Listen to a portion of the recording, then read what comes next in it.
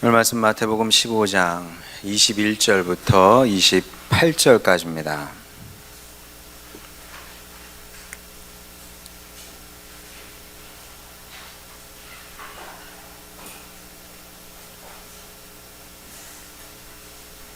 마태복음 15장 21절부터 28절까지입니다.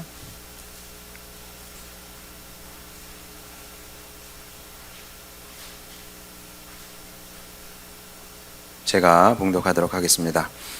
예수께서 거기서 나아가사 두로와 시돈 지방으로 들어가시니 가나안 여자 하나가 그 지경에서 나와서 소리 질러 이르되 주 다윗의 자손이여 나를 불쌍히 여기소서 내 딸이 흉악하게 귀신 들렸나이다 하되 예수는 한 말씀도 대답하지 아니하시니 제자들이 와서 청하여 말하되 그 여자가 우리 뒤에서 소리를 지르오니 그를 보내소서.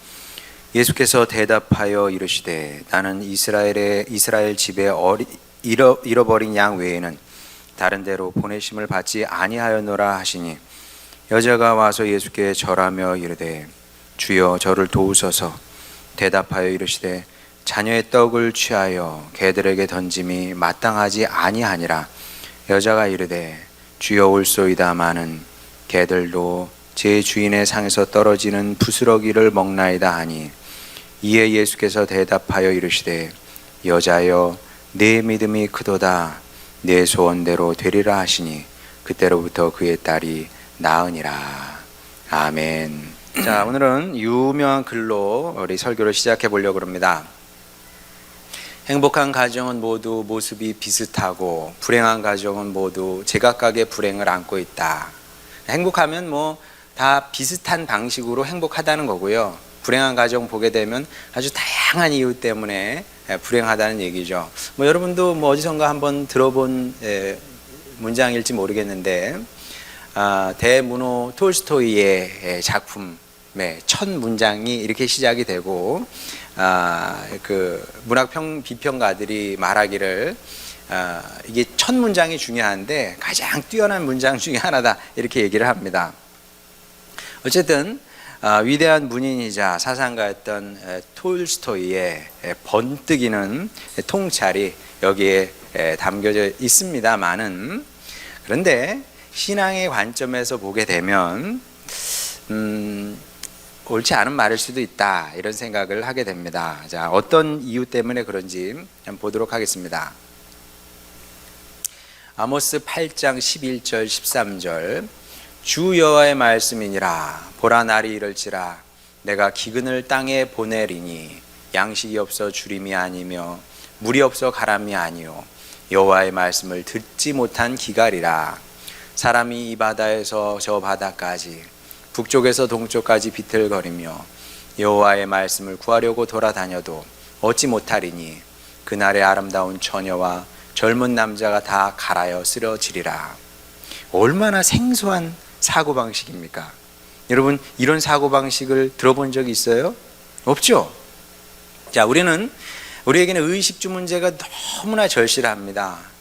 먹고 사니즘이라는 말이 나올 만큼 먹고 사는 문제는 너무나 어려운 문제인 거죠. 청년들이 그래서 대학 3, 4학년만 되면 다크서클이 생긴다는 얘기가 이래서 나오는 건데, 자, 그러면 의식주 문제가 해결이 되면 우리가 살 수 있느냐?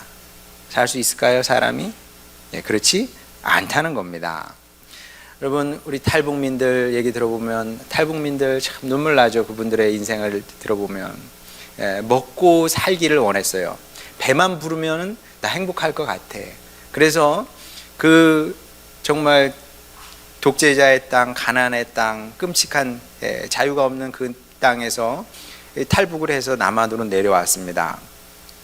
남한에서는 웬만해서는 먹고 삽니다. 제가 누차 얘기하는 것처럼 정 없으면 주민센터에만 가도 그 동장님께서 먹여 살려 주시리라고 저는 믿습니다. 아유, 주민센터에 쌀이 없겠습니까? 먹여 살려 주지요. 자, 먹고 살게 됐습니다. 그러면 행복하든가요? 그렇게 얘기하지 않습니다. 왜? 사람은 빵만으로는 살 수 없기 때문에 그렇습니다. 성경의 진단은 분명합니다. 사람은 무엇으로 사느냐. 그래, 밥 중요하죠. 중요하지 않다는 거 아니지만 사람에게 더 중요한 것은 주님의 말씀인 겁니다. 주님의 말씀이 없으면 갈아요, 쓰러지고 죽게 되는 거죠. 그래서 성경은 사람들은 사실 인정을 하지 않겠지만 불행의 원인은 하나라고 얘기합니다. 불행의 원인은 하나예요. 주님의 말씀이 사람 마음에 없기 때문에 사람의 인생이 불행해지는 거다. 주님의 말씀이 그 사람의 인생을 이끌어가지 않기 때문에 불행이 닥치는 거다. 원인은 하나다. 이렇게 말씀을 하는 겁니다. 자, 그런데 원인은 이거 하나인데 신기하게도 불행이 드러나는 방식은 사람마다 제각각입니다. 자, 왜 그럴지 제가 깊이 곰곰이 생각해 봤는데 면역력이 약한 사람을 한번 생각해 보면 그러면 좀 이해하기가 쉬울 것 같습니다. 자, 면역력이 똑같이 약해도요, 드러나는 방식은, 질병, 질환이 드러나는 방식은 사람마다 조금씩 다르다고 그럽니다. 어떤 사람은 A라는 병으로 나타나고 어떤 사람은 B라는 질환으로 나타나고 그런다고 하더라고요. 왜냐하면 사람마다 약한 부분이 다르기 때문에 그렇다고 그럽니다. 제가 몸이 약한 부분이 다르고 여러분도 또 약한 부분이 다르잖아요. 그러니까 뭐 병균이나 바이러스 이런 것들이 쳐들어오면 일단 거기부터 공격한다고 그럽니다. 자, 그런데 이게 정신적이고 영적인 부분도 크게 다르지 않다. 주님을 마음에 모시지 않은 사람도 서로 다른 문제로 인해서 고통을 당하는 것을 보게 됩니다. 실제로 이제 불행을 호소하는 사람들을 보게 되면 나름 각각의 이유가 있어요. 그 사람이 생각하는, 나는 이래서 슬프고 이래서 아프고 이래서 고통스럽고 이래서 불안하고 이래서 근심스럽다, 이렇게 얘기를 하는데 어쨌든 원인은 하나다. 대부분의 사람들이 이런 식으로 예수님이 없어서, 주님의 말씀이 없어서 불행한 인생을 살게 되는 겁니다. 자, 본문에 나오는 여인도 참 안타까운 여인인데 이 여인도 크게 다르지 않다고 보는 거죠. 자, 22절 보도록 하겠습니다. 가나안 여자 하나가 그 지경에서 나와서 소리질러 이르되 주 다윗의 자손이여 나를 불쌍히 여기소서, 내 딸이 흉악하게 귀신 들렸나이다. 자, 흉악하게 귀신 들렸답니다. 여러분 그런 경험 많이 없을 텐데 저는 꽤 많이 봤거든요. 귀신 들리잖아요. 물론 현대 정신과학에서 심리학이든 정신과 의학에서는 이 부분을 어떻게 얘기하는지 잘은 모르겠습니다만은 성경은 그렇게 분명히 얘기해요. 귀신 들린 거다. 눈이 휙 돌아가죠. 눈이 휙 돌아가서 그 막 침을 질질 흘리고 그 다음에 옷도 벗습니다. 옷도 막 벗고. 저희 동네에서도 그런 아주머니 있었거든요. 귀신 들려도 그렇게 귀신 들리면 안 되는데 옷을 다 벗어요. 끔찍하죠. 근데 그걸 자기가 모르지 않아요. 그러니까 더 끔찍한 겁니다. 그리고 나서 제 정신을 찾으면 알아요. 그러니까 이제 참 밖에 나갈 수도 없고. 그러니까 이게 귀신이 이게 끔찍한 거죠. 이제 성령께서 오시면 사람을 아름답게 하는 반면에, 그러니까 여러분 이게 성령과 악한 영의 역사는 이게 보면 알아요. 보면 어떻게 아냐면 성령께서 역사하시는 사람은 전체적으로 깨끗하고 아름답습니다. 뭐든 겉모습도 그렇고 정말 겉모습도 단정하죠. 단정하고 깨끗하고 아름답고 그렇습니다. 근데 악한 영이 역사하는 사람일수록 일단 무서워요. 이게 만화 영화 같은 데 보면 이렇게 검은 게 이렇게 쭉 나오잖아요. 악한 영이 역사하는 사람 보면 만화 영화에서도 검은 게 이렇게 나오잖아요. 근데 그게 느껴진다니까요. 가까이 가기가 좀 무섭고 이렇다니까요. 그런 이렇게 이제 악한 영이 들려서 미친 짓을 하는 겁니다. 자, 왜 이렇게 되느냐? 예수님 없는 인생의 비극인 겁니다. 빛 대신 예수님께서 우리의 인생에 오시면 어두움이 물러가게 되는 겁니다. 모든 어두움이 물러가게 되는 건데 빛이 없으니 어두움이 임해서 내 몸과 마음과 영혼을 잠식해 들어가게 되는 거죠. 사람들이 이 단순한 원리를 잘 모릅니다. 어리석어서 모르는 겁니다. 사실 신앙생활하는 게 제일 좋은 거거든요. 예수님 믿는 게 가장 좋은 겁니다. 이게 가장 안전해요.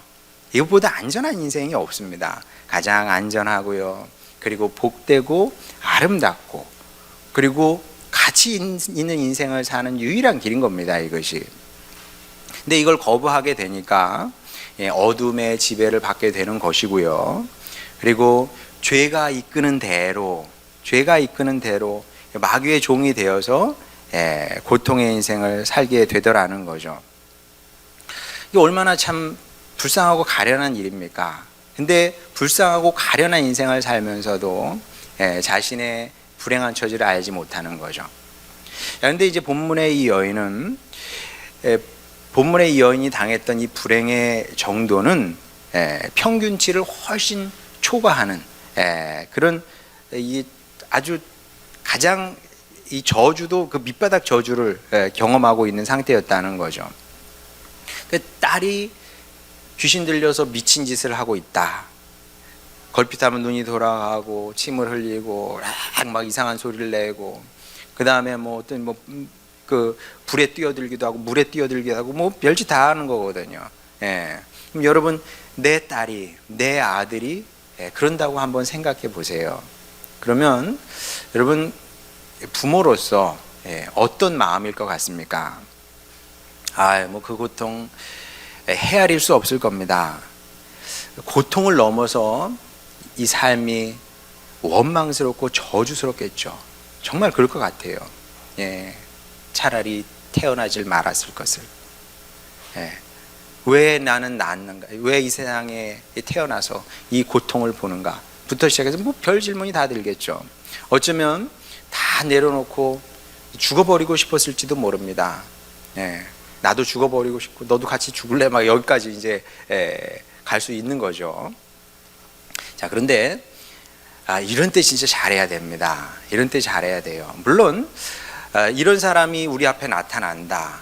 그럼 우리가 무슨 얘기를 해줄 수 있겠습니까? 무슨 얘기를? 사실 해줄 얘기는 없죠. 왜냐하면 그 심정을 누가 알겠습니까? 그러니까 이제 상처 입은 치유자라는 얘기를 하잖아요. 상처 입은 치유자. 그 상처를 입고 그 고통을 경험해 본 사람은 얘기를 해줄 수 있어요. 자, 그래서 예수님은 위로자인 겁니다.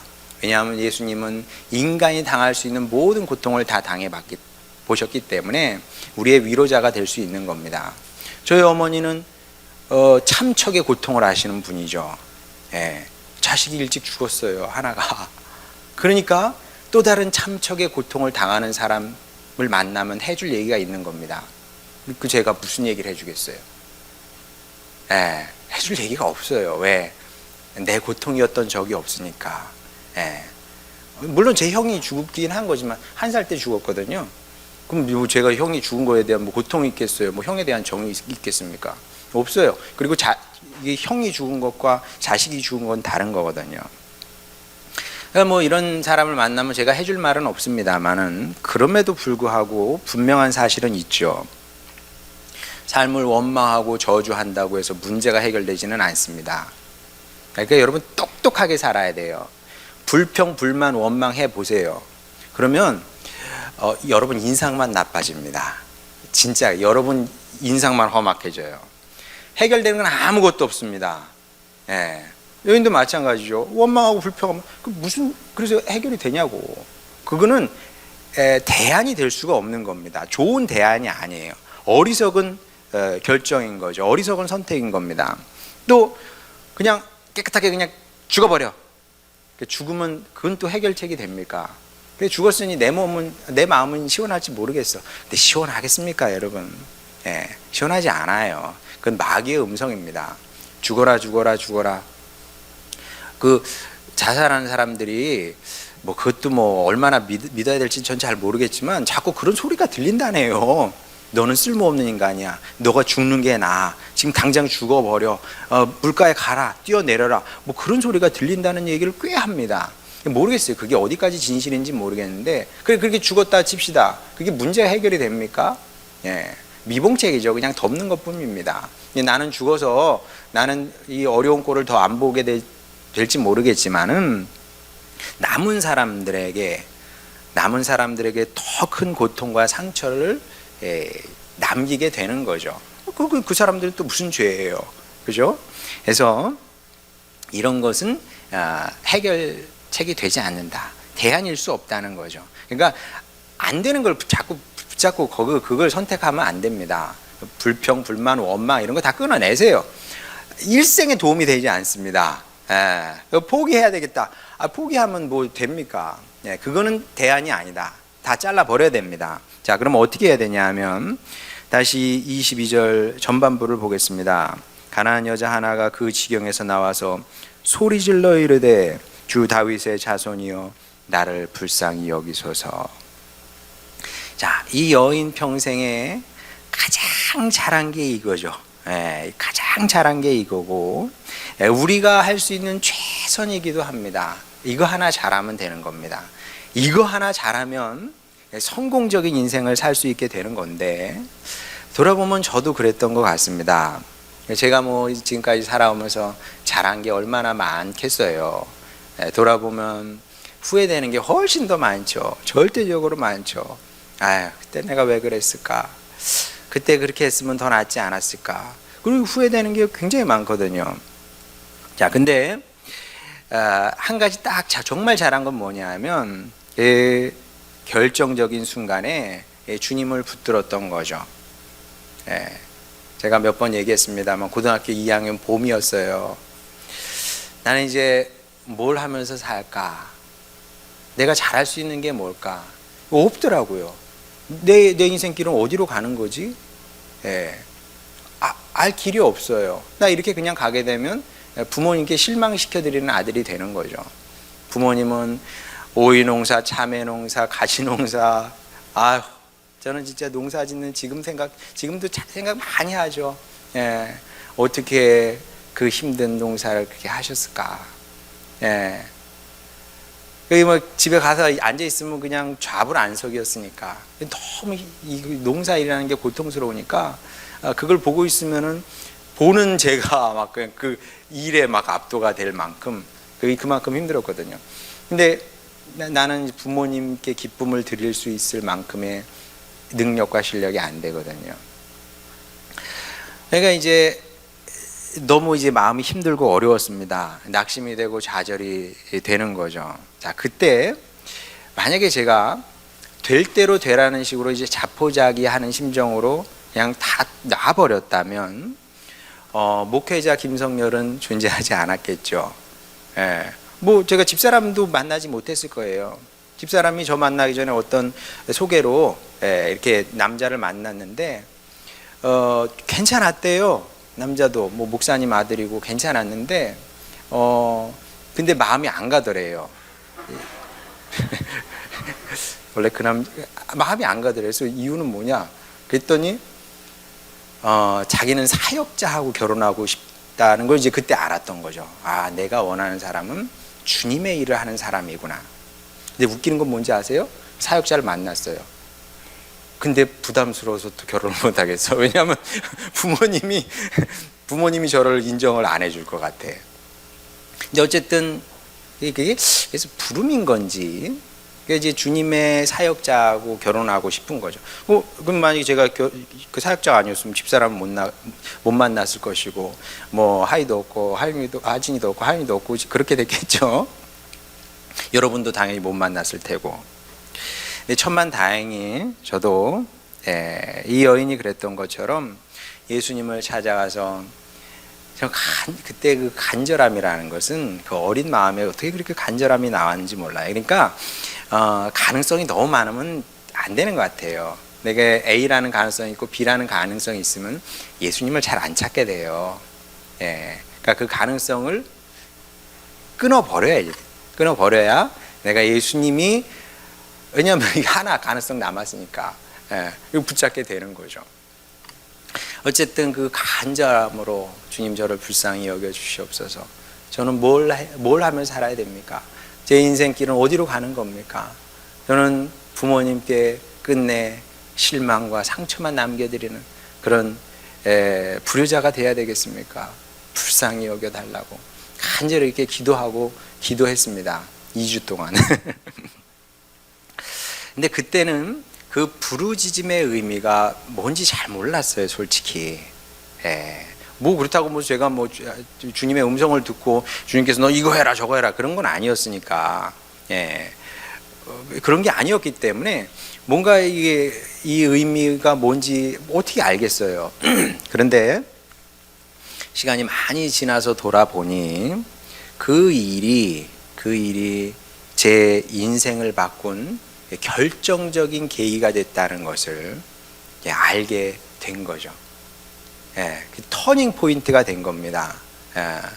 그로 말미암아 제 인생이 정말 180도 인생 방향이 바뀌어지게 된 거죠. 그래서 인생의 가장 큰 축복은 예수님을 찾는 겁니다. 그러니까 목회자는 다른 게 아니고요.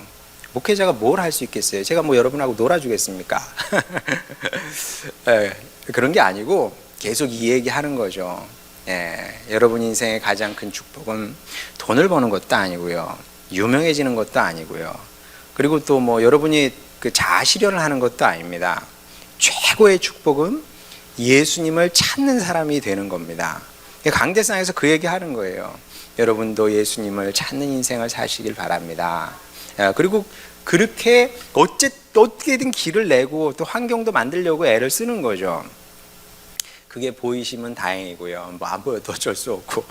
자, 그런데 예수님을 찾는 사람이 돼야 되는데 이게 마냥 쉽지만은 않다. 예수님 가는 길, 예수님을 향해 예수님 가까이 가는 길에 장애물이 굉장히 많은 것을 보게 됩니다. 이 여인의 경우도 마찬가지죠. 이 여인은 본문이 얘기하고 있는 것처럼 가나안 여인이었습니다. 가나안 여인은, 가나안 사람은 유대인들이 개 취급하는 사람들이라고 제가 여러 차례 얘기했습니다. 여기는 뭐 비슷한 예가 없어요. 그래서 여러분이 이해할 수가 없는 겁니다. 물론 우리가 뭐 일본 사람이든 일본이든 뭐 중국을 좀 좋아하지는 않죠. 그리고 우리의 미움을 받게끔 행동을 했습니다. 자, 그럼에도 불구하고 일본 사람이 우리나라에 와서 활동을 해요. 슈퍼 사유리. 여러분 TV에 슈퍼 사유리 나오면 저 일본 그래요? 안 그러잖아요. 그냥 얼마나 우리나라에 와서 남의 나라에 사는 게 힘들까 뭐 그런 생각을 하지. 뭐 일본 사람이라서 우리 그렇게 싫어하지 않거든요. 그리고 물론 일본이 우리나라에 잘못한 게 많지만 그렇다고 해서 지금 시간도 많이 지났는데 우리가 일본 사람을 싫어하고 미워하는 게 그게 무슨 의미가 있겠습니까? 특히 더군다나 성도는 더욱더 그러면 안 되죠. 우리 그렇게 싫어하고 미워하지 않아요. 물론 일본이 행한 일은 악하고 또 가끔 일본 정치인들이 못되게 말하면은 진짜 이쁘지 않네 그런 생각은 하지만 그렇다고 일본인을 미워하고 싫어하고 그러진 않거든요. 근데 유대인들은 모든 사마리아인들을 진심으로 미워하고 싫어하고 저주했습니다. 진심으로 저 마음속 깊은 데서 올라오는 그 거부감과 멸시 뭐 이런 것들이 있었다는 거죠. 그래서 뭐 하여간 말도 섞지 않았어요. 같이 만나서 말도 하지 않고, 그리고 같은 자리에 있는 것 자체를 부정하고 더럽게 여겼습니다. 정말 이렇게 배설물이 튀면 기분 나쁜 것처럼 그 정도로 아주 멸시하고 저주했다는 거죠. 그 사실 여인이 압니다. 그런데 어떻게 예수님을 찾아가서 도와달라고 요청을 하겠습니까? 쉽지 않거든요. 별 생각이 다 올라왔겠죠. 그분이 나를 만나 주실까? 내 딸을 고쳐 주실까? 괜히 내 이 상처 많은 내 인생에, 이 상처잖아요. 상처에 소금만 뿌리는 그런 결과를 낳는 것은 아닐까? 별 생각 다 들었을 겁니다. 충분히 그런 생각을 했을 것이고 분명히 그런 생각을 했을 겁니다. 그런데 다행히도 여인은 이 장애물을 넘었습니다. 모든 부정적인 생각을 억누르고 용기 100배에서 예수님을 찾아가게 되죠. 왜? 엄마니까. 사랑의 힘은 큰 겁니다. 사랑의 힘은 큰 거고요. 사랑이 감동이 있는 거죠. 그러니까 우리가 자꾸 이거는 옳고 이거는 그르고 거기에만 매여 있으면 안 되고요. 우리는 사랑하는 사람이 돼야 됩니다. 이게 옳고 그리고 거기에 매여서는 아무것도 할 수가 없어요. 하나님은 우리의 의가 세상 사람들보다 낫기를 원하시는데 그 나은 의는 무엇이냐 하면 사랑하는 사람이 돼야죠. 사랑이 컸기 때문에 그 장애물을, 인종적인 장애물을 넘어설 수 있었던 겁니다. 자, 그런데 여기서 또 다른 장애를 이제 만나게 되죠. 23절 보겠습니다. 예수는 한 말씀도 대답하지 아니하시니 제자들이 와서 청하여 말하되 그 여자가 우리 뒤에서 소리를 지르오니 그를 보내소서. 예나 지금이나 이제 이런 일들이 이제 비일비재하게 일어나죠. 예수님 주변에 있는 사람들이 중재자 역할은 하지 못할 망정 장애물 역할을 하는 겁니다. 그래서 우리가 이제 이런 성도는 되면 안 되겠죠. 그러니까 이제 우리가 늘 사도 바울의 말씀을 마음에 기억할 필요가 있습니다. 여러분은 세우는 사람이 되기를 원합니다. 이 또한 마찬가지예요. 이거 해도 되고 안 해도 되고 거기에 머무르면 안 되고요. 세우는 사람이 되기 위해서는 그것보다 좀 나아야 됩니다. 뭐 이거 뭐 어때? 괜찮잖아. 괜찮죠. 그러나 그것만 가지고는 세우는 역할을 감당하기는 어렵습니다. 사람을 세우고 공동체를 세우기 위해서는 그보다 좀 나은 사람이 돼야 되는데 이거는 우리가 좀 더 희생하고 좀 더 헌신하고 좀 더 사랑함으로만 가능한 일인 거다. 이렇게 돼야 우리가 다른 사람의 장애물 역할을 하게 되지 않는다는 거죠. 장애물이 웬 말입니까? 이건 너무나 슬픈 일이고요. 여러분은 장애물이 아니라 다리 역할을 하시기 바랍니다. 예수님께 나아가는 다리 역할을 하시고요. 이정표 역할을 하시길 바랍니다. 사람들이 헤매면서 살거든요. 이정표가 필요해요. 어디로 가는 이정표? 예수님께 가는 이정표, 천국 가는 이정표. 그러니까 여러분들이 그런 결심으로 신앙생활 하시기 바랍니다. 나 이만큼 하면 천국은 가겠지. 미니멀리스트 우리 좋아하지 않아요. 그런 미니멀리스트가 아니라 최소주의자가 아니라 주님 저도 참 부족한 사람이지만 제가 부족하지만 제가 누군가의 인생에서 그래도 지시등 역할 한 번은 해야 되지 않겠습니까? 천국 갔는데 나에 대해서 증언해 주는 사람이 아무도 없어. 이건 너무나 슬픈 일입니다. 천국에 갔는데 이 사람도 저 사람도 주님 앞에서 주님, A 집사님 제가 보면서 주님 길 따라왔습니다. B 권사님 보면서 주님 길 따라왔습니다. 주님께 감사하고 A 집사님, B 권사님께 감사드립니다. 이런 증언을 받아봐야 되지 않겠습니까? 그래서 이 시간 결단하시길 바랍니다. 주님, 저는 누군가의 장애물이 아니라 누군가의 다리가 되고 누군가의 그 방향등이, 지시등이 되겠습니다. 이런 인생을 살겠습니다. 결단하시길 바랍니다. 자, 그런데 여인은 이 어려운 장애물도 잘 이겨냈습니다. 근데 얼마나 어려웠을까요, 여러분? 예수님의 제자들이 저 여자 쫓아버리라고 한 거거든요. 더러운 가나안 족속 여인이 주님 앞에 와서 시끄럽게 하니까 쫓아버리라고 막 그러거든요. 그러면 가진 모멸감 플러스 부끄러움 등등 별 생각 다 드는 거거든요. 그러면 보통은 그냥 낙심해서 포기할 수도 있거든요.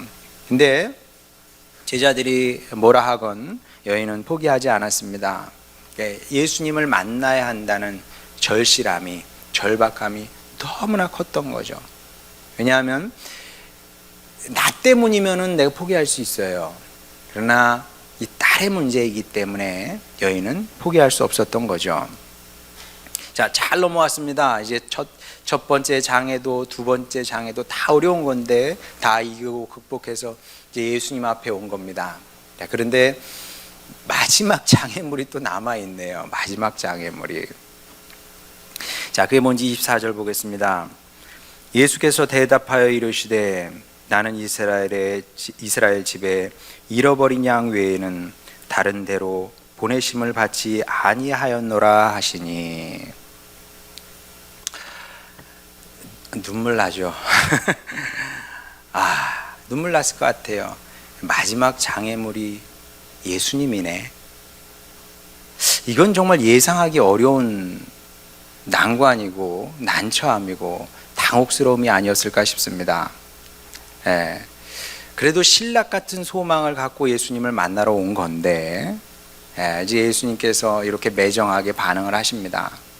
이제 신락 같은 소망은 흑암 같은 절망으로 뒤바뀌게 되죠. 완전히 상황이 이제 이걸로 끝나버린 겁니다. 그런데 이건 아무것도 아니에요. 26절은 더 슬픕니다. 대답하여 이르되 자녀의 떡을 취하여 개들에게 던짐이 마땅하지 아니하니라. 진짜 개 얘기까지 나왔어요. 개 얘기까지 나왔어요. 넌 개잖아.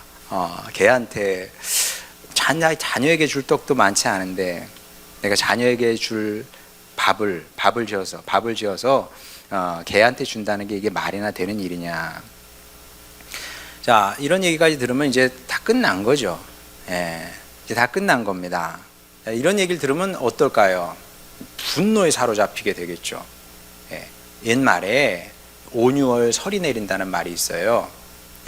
어떤 때 온유월에 설이가 내려요? 뭐 이제 주로 처녀가 원한이 쌓인다든지 이러면 이제 온유월에 설이가 내린다는 그런 얘기를 우리 조상님들이 했습니다. 분노에 사로잡히게 되는 것이고, 그러면 이제 침 뱉고 돌아가야 되는 거예요. 침을 뱉고 그리고 집으로 돌아가야죠. 뭐 이게 정상인 겁니다. 여러분이라면 안 그러겠습니까? 여러분이라면 어쩌면 그러고 싶었을지 몰라요. 멱살이라도 잡고 당신이 얘기하는 사랑이 이런 거였냐고, 당신이 그렇게 얘기한 게 사랑이 이거냐고, 당신이 그렇게 입만 열면 얘기했던 하나님의 나라가, 평강의 나라가, 사랑의 나라가 이런 거냐고. 그러고 침도 뱉고 뭐 때리고 뭐 그러고 그렇게 반응해도 충분히 이해가 되는 그런 상황입니다. 그런데 다행히 여인은 그렇게 하지 않았습니다. 뭐 우리가 잘 아는 27절 말씀 다시 한번 읽어보도록 하겠습니다. 여자가 이르되 주여 올소이다마는 개들도 제 주인의 상에서 떨어지는 부스러기를 먹나이다. 참, 어떻게 이건 뭐 영화 각본도 아니고 드라마 각본도 아니고, 여러분 이런 말을 어떻게 할 수가 있을까요? 주님 옳습니다. 저는 개입니다. 맞아요, 개입니다마는. 그러나 여러분 예수님도 한번 보세요. 개는 어떻게 삽니까? 개도 주인이 먹다 남은 거 그거 먹고 살지 않습니까? 그거라도 좋으니 부스러기라도 구합니다. 제 딸을 좀 살려주십시오. 이런 얘기거든요. 예수님께서 이 말씀을 딱 들으셨습니다. 야, 이거는 진짜 이렇게 감동적인 말은 성경에 몇 번이나 나올까요? 탑 10에 드는, 아니야, 탑 5에 드는, 정말 사람의 입에서 나왔다고 우리가 생각할 수 없을 만큼 그만큼 감동적인 얘기입니다. 이 말은 예수님께도 감동을 넘어서 충격으로 다가왔을 겁니다. 그 증거가 28절이죠. 보겠습니다. 이에 예수께서 대답하여 이르시되 여자여, 감동이죠. 내 믿음이 크도다. 내 소원대로 되리라. 예수님의 이 감동과 이 떨리는 마음이 느껴지지 않아요? 예수님의 그 놀라셨던 그 마음이 여기 이 말씀에 다 표현이 되고 있습니다. 그리고 이것이 예수님께서 이 땅에서 찾으셨던 믿음이었던 거죠. 예수님은 이런 믿음을 보고 싶으셨던 겁니다. 내가 올 때 믿음을 믿는 자를 보겠느냐? 내가 올 때 믿음을 보겠느냐? 믿는 사람이 없으니까. 믿는 사람을 보게 되면 믿음이 만약 진짜 믿음이 기준이라면 구원받을 사람이 없는 거예요. 그래서 구원은 은혜로 받는 거죠. 우리는 정말 눈에 보이지도 않을 만큼 쬐만한 믿음, 그거 보여드린 건데, 워낙 주님은 사랑과 은혜의 주님이시기 때문에 그래, 그 정도면 내가 많이 부족하지만 받아주지, 그거지만, 근데 진짜 예수님께서 원하셨던 믿음은 이런 믿음이었던 겁니다. 자, 그러면 우리도 마땅히 이런 믿음의 성도가 돼야죠. 여러분은 어떤 꿈을 꾸십니까? 여러분은 어떤 꿈을 꾸고 사세요? 사람은 다 비슷합니다. 돈 좀 더 벌었으면 좋겠다. 어떻게 하면 좀 더 재밌고 즐겁게 살까? 어떻게 하면 내가 이 세상에서 좀 빛나게 살까? 뭐 주로 대부분 다 그런 생각이 아닐까 싶어요. 그런데 성도는 달라야 됩니다. 어떻게 달라야 될까요? 이런 식으로 달라야죠. 주님, 저는 제 인생을 주님께 믿음을 보이는 그런 과정으로 생각을 하겠습니다. 이런 믿음을 보일 수 있어야 된다는 겁니다. 자, 근데 하나님께서 누구에게나 그 믿음의 성장을 이룰 수 있는 환경을 조금씩 조성을 해 주시죠. 어떤 방식으로 조성을 해 주시냐 하면, 우리도, 저도 그렇고 여러분도 그렇고 이런저런 이유로 삶이 힘들고 어렵습니다. 당연하죠. 누군들 인생의 일부분이 깨지지 않은 사람이 누가 있겠습니까? 다 깨진 인생을 사는 거죠. 저도 마찬가지죠. 제가 목회를 시작한 이후로 이날까지 집사람과 무슨 얘기를 하겠습니까? 늘 속에 근심, 밖에 걱정, 그런 거 얘기하는 거죠. 교회 사역에 대한 근심 걱정, IPL에 대한 근심 걱정, 우리 아이들에 대한 근심 걱정. 집사람 맨날 그 얘기예요. 우리 아이들 어떻게 될까? 어떤 때는 조울증 환자 같아. 어떤 때는 우리 아이들 생각하면 정말 잘 될 것 같아. 근데 어떤 때는 교회나 나올까? 고등학교 가면 교회나 나올까? 붙잡고 있을 방법은 없고. 그러니까 이제 속에 근심, 밖에 걱정들 많은 거죠. 그럼 뭐 목회자가 뭘 하겠어요? 그런 거 지금 걱정하는 거지. 뭐 그럼 어른들은 어떨 것 같아요? 어른들도 사실 마찬가지지. 어른들도 제 소망은 그겁니다. 어떻게 해서든지 여러분을 할 수만 있으면 질질이라도 끌고 질질이라도 끌고 천국 가는 거죠. 그게 제 목회의 최소한의 바람이고 소망입니다. 그러니까 제발 교회 안 나오고 그러지 마세요, 여러분. 그거는 사람이 하면 안 되는 거예요.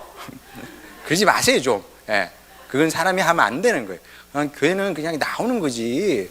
그래서 그냥 제 눈치라도 보면서 나오세요, 그냥.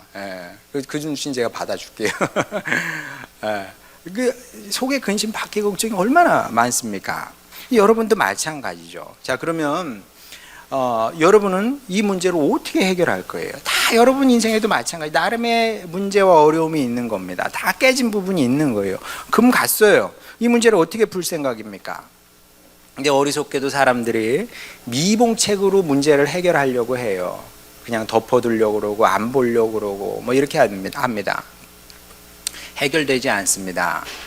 원인 치료를 해야 되는데, 성경이 가르쳐주는 원인 치료는 언제나 동일합니다. 여인이 그랬던 것처럼 간절하게 절실히 예수님을 찾아야죠. 답은 쉬운데 참 예수님을 찾고 또 찾는 겁니다. 다른 대안은 없어요. 해보세요. 해보시라. 해보세요. 그러면 그게 여러분의 인생의 문제를 해결하나? 그렇지 않다니까요, 여러분. 되는 것처럼 보여도 마지막은 불행으로 끝나게 돼 있습니다. 진짜 그래요. 정말 그렇습니다. 그래서 예수님을 찾고 찾아야 되는데, 평생 찾아야 되는데, 근데 예수님께 가는 길이 그닥 쉬운 것만은 아니다. 이 여인이 지금 보여주고 있는 겁니다. 그 길에서 우리는 다양한 장애물을 만나게 되는 거죠. 가장 흔한 장애물이 뭡니까? 여러분이 아는 가장 흔한 장애물, 나 죄인이잖아. 내가 한 게 별로 없잖아. 예수님과 그닥 친하지도 않잖아. 그렇죠. 예, 맞아요. 빙고. 예. 뭐 여러분이 한 게 뭐가 그렇게 대단하겠습니까? 예, 우리 또 다 죄인이잖아요. 예. 그러다 보니까 이 죄가 가려서 이렇게 잘 예수님께 가려면 쭈뼛쭈뼛하고 막 이러거든. 별로 안 친한 것 같아. 그러다 보니까 나를 만나 주실 것 같지 않고 또 내게 응답하실 것 같지 않고 뭐 이렇게 되는 겁니다. 그 장애물을 넘지 못하면 평생 쭈뼛쭈뼛한 신앙인으로 살게 되는 거죠. 네, 여러분 괜찮아요. 우리가 언제 죄인 아닌 적이 있었나요? 우리가 얼마나 더 잘 살면, 깨끗하게 잘 살면 떳떳하게 주님께 나아갈 수 있겠습니까? 오히려 그게 이상해요. 죄인이지만, 나는 아무것도 아니지만 주님의 사랑을 믿고 가는 거예요. 예, 찾으세요. 그냥 괜찮습니다. 주님의 이름을 부르시고 기도하시고 붙잡으시기 바랍니다.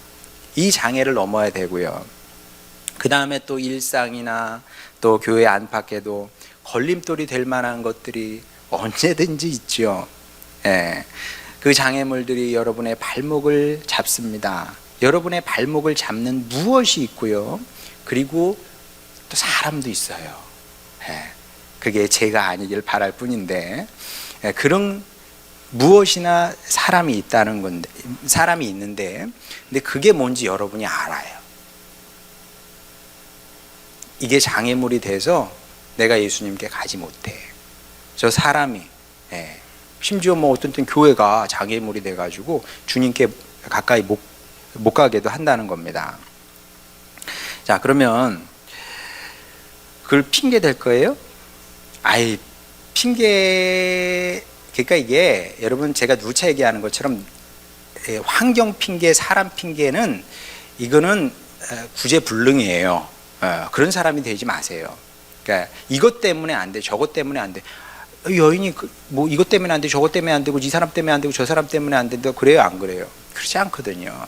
예, 주님의 사람은 이유 불문하고 그 장애를 넘는 겁니다. 뭘로요? 믿음으로 넘어야죠. 믿음으로 주님은 내게 선하신 분이고 내게 가장 좋은 분을 주시는 분이고, 결국은 나의 인생을 우리는 결국은 커다란 예스로 끝내야 되는 겁니다. 주님께서 예스 하신 인생이에요. 주님께서 축복하신 인생이시고 주님께서 선택하셔서 최고의 것을, 구원을, 은혜를, 회복을 주시는 그 인생이 될 거라는 그 믿음으로 주님께 나아가는 겁니다. 그래서 이 모든 장애를 극복을 해야 되는 겁니다. 이걸 해결이 안 돼. 이게 해결이 안 되면, 이런 식으로 해결을 하지 못하면 어떻게 되냐면, 인생이 원래 이런 것이다, 이런 식으로 이제 자기 위안으로 살게 됩니다. 인생 원래 이런 거야, 다 그렇게 살아 내가 보니까. 예. 그래요, 안 그래요? 예. 자기 위안으로 사는 겁니다. 아니면은 뭐 사는 게 별거냐, 이거지, 이렇게 사는 게 행복이야, 이런 식으로 또 자기 위안하면서 살아갑니다. 여러분, 주님은 우리가 그렇게 사는 걸 원치 않습니다. 다시 말씀드리지만 성도의 삶은 달라야 됩니다. 다수의 인생과 달라야 되고요. 그럼 어떤 식으로 달라야 되느냐? 그 삶을 성경에 보여주고 있는 겁니다. 그 중에 하나가 이 여인의 삶이더라. 그래서 달리 살고 싶다면 여인이 그랬던 것처럼 우리도 평생 간절함으로, 절실함으로 예수님을 찾아야 되는 겁니다. 그래서 제가 좋아하는 고백이 루터의 고백이라고 그랬잖아요. 저는 주님 앞에 항상 구걸하는 거지의 모습으로 서 있습니다. 그런 자세로 살아가는 거죠. 주님 앞에 구하고 또 구하는 겁니다. 언제까지 구하고 또 두드리고 찾을 겁니까? 주님께서 28절 말씀으로 여러분에게 응답하실 때까지 그렇게 해야 되는 겁니다. 내 믿음이 크도다, 내 소원대로 되리라. 주님께서 응답하시는 그 시점이 있는 거죠. 그때까지 여러분의 믿음을 키우고 또 키워서 여러분의 믿음, 100점짜리 믿음을 주님께 내어 보일 수 있는 여러분 모두가 되시길 바랍니다. 그래서 그럭저럭 대충 사는 것이 아니라 여인이 그랬던 것처럼 기적과 응답과 영광의 역사를, 주님의 역사를 체험하고 보고 또 주님을 찬양하는 여러분 모두가 되시기를 주님의 이름으로 축원합니다. 찬양 부르고 기도하도록 하겠습니다. 오신실하신 주 C 코드입니다. 하나님 한 번 더 나를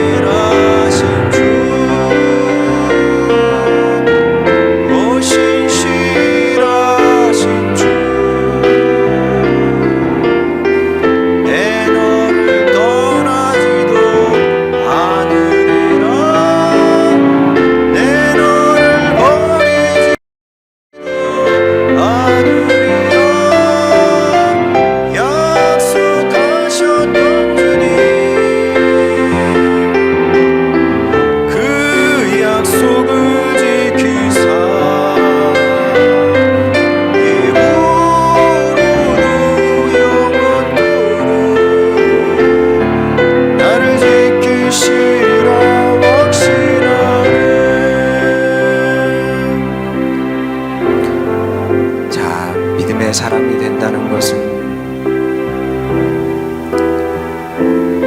주님 우리에게 늘 언제나 좋으신 분이라는 사실을 받아들이는 겁니다. 환경만 보면 그렇지 않죠. 정말 주님 나를 좋아하실까? 나를 도와주실까? 사랑하시는데 왜 이렇지? 그런 생각이 들 수 있습니다. 그러나 여러분, 제가 무슨 얘기를 더 할 수 있겠습니까? 이거는 여러분이 믿고 받아들이는 수밖에 없습니다. 주님, 제가 느껴지는 바는 다를 수 있지만 제가 여인이 그랬던 것처럼 저도 믿는 사람이 되겠습니다. 믿음이 없이는 하나님을 기쁘시게 못한다고 했는데 아버지, 믿는 사람이 되겠습니다. 주님 언제나 저에게 좋으신 분이고 최고의 것을 주시는 분이고 앞으로도 최고의 것을 주실 것이며, 그리고 끝내 제 인생을 완성의 길로, 온전한 완성의 길로 이끄심을 믿습니다. 이 믿음으로 주님을 찾고 구하는 인생이 되겠으니 아버지 하나님, 저도 그렇게 기적과 응답의 역사를 보기를 원합니다. 주님, 그리하여 주님께서 기뻐하시고 축복하시는 인생을 살겠으니 주님 도와주시옵소서. 주님 축복하여 주시옵소서. 끝내 이 일을 이루겠습니다.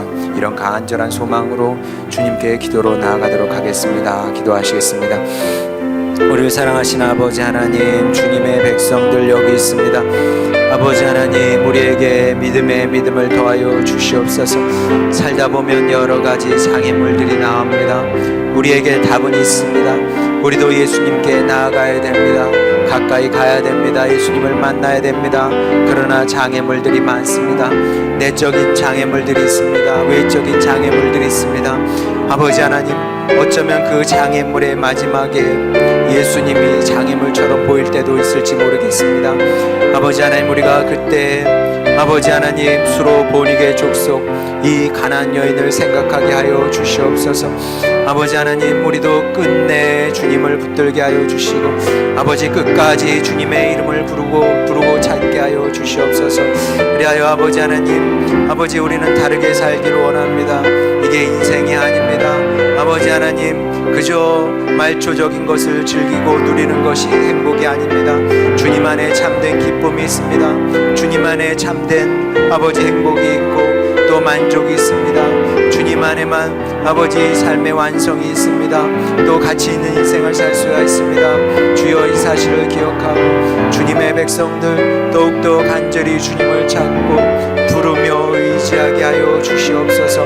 아버지 평생 그렇게 살게 되기를 원하나이다. 그리하여 우리 하늘소망교회 식구들 한 영혼도 아버지 낙오하지 않게 하여 주시고 아버지 생명길 따라 걸어가며 주님께서 주시는 가장 좋은 것들을 누리게 하여 주시옵소서. 아버지 하나님, 그리하여 우리를 향한 주님의 큰 아버지 긍정을 우리가 경험하게 되기를 원하오니 그렇습니다. 주님께서 우리에게 이것을 주시기 위해서, 최고의 것을 주시기 위해서 인생을 허락하셨습니다. 고백할 수 있는 축복된 주님의 백성들 되게 하시고 아버지 다른 것은 모를지라도 끝내 이 일에서는 이기고 승리하며 살아가는 우리 식구들 다 되게 하여 주시옵소서. 주님, 우리도 믿음의 사람이 되길 원하오니 주여, 이런 은혜를 누리게 하여 주시옵시고 주님께서 고치시고 치유하시고 온전케 하셨습니다. 고백할 수 있는 우리 하늘소망 식구들 다 되게 하여 주시옵소서. 주님께서 그 축복을 우리 모두에게 부어주심을 믿고 감사드리며 사랑 많으신 우리 구주 예수님의 이름으로 기도드렸습니다. 아멘.